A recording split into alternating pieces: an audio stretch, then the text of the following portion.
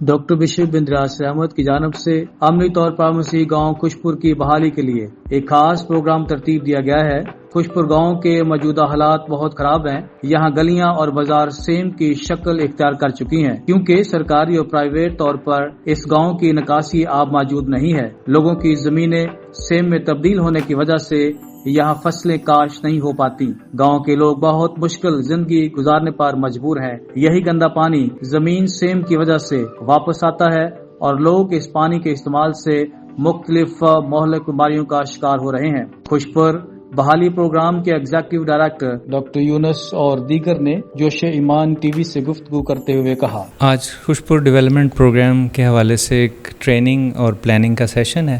اس میں ہم کوشش کر رہے ہیں کہ جو کمیٹی ممبر ہیں ایگزیکٹوز، ان سب کا رولز اینڈ رسپانسبلٹیز ان کو شیئر کی جائیں، اور باقی بہت زیادہ انپٹ آئی ہے سارے دوستوں سے کہ کس طریقے سے خوشپور کو آگے بڑھانا ہے اور اس کے کون سے مسائل ہیں، کیا وجوہات ہیں جس کی وجہ سے یہ گاؤں باقی گاؤں سے پیچھے رہ گیا۔ تو کوشش یہ ہے کہ ہم ہر لیول پہ ہر ایکسپرٹیز ہیں جس آدمی کی، اس کو انوالو کریں، اور مجھے خوشی ہے کہ فادر ندیم، سسٹر اور باقی لوگ جو ہیں تعاون کر رہے ہیں، اور یہ پروگرام بفضل خدا کامیاب ہوگا۔ یہ خوشپور کی تاریخ میں پہلا موقع ہے کہ ہماری ڈائسس کے چوپان بشپ ڈاکٹر اندریاس نے یہ سوچا کہ خوشپور کی بحالی کے لیے، خوشپور کی خوشحالی کے لیے اور خوشپور کو نئی زندگی دینے کے لیے وہ اپنا اہم کردار ادا کریں، اور ہم ان کے ساتھ ہیں اور ان کے لیے دعا گو ہیں کہ انہوں نے